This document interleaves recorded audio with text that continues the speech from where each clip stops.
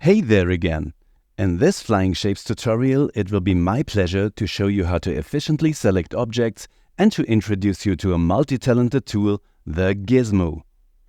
But first, let me show you how to select multiple objects efficiently.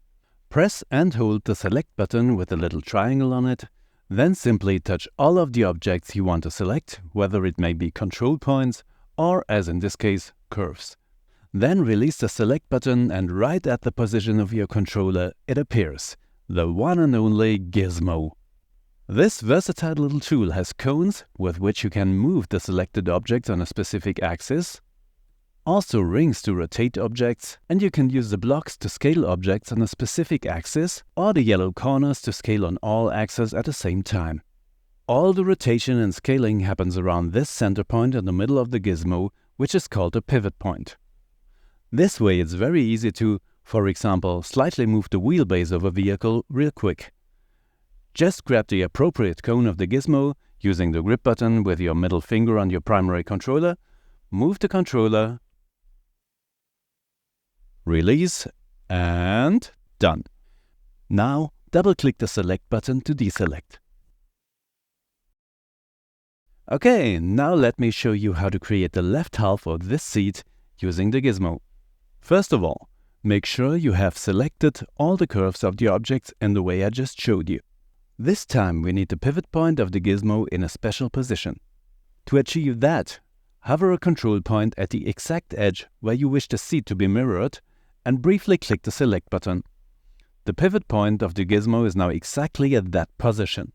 Now grab the Resizing block of the Gizmo on the appropriate axis with the grip button of your primary controller using your middle finger. Drag it way over to the negative side until you feel it snap at the -1 position. Now, while still holding the grip button, press the trigger on your primary controller to copy the selected object. Release the grip button and done. You can also create the spokes of a rim in an instant by combining the rotation function of the Gizmo with the trigger copy function. For this, press and hold the Select button again and select the parts of the spoke.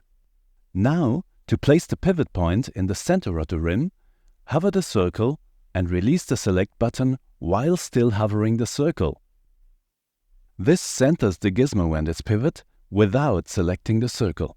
Now grab the appropriate ring of the Gizmo with the grip button of your primary controller and you can rotate the selected object.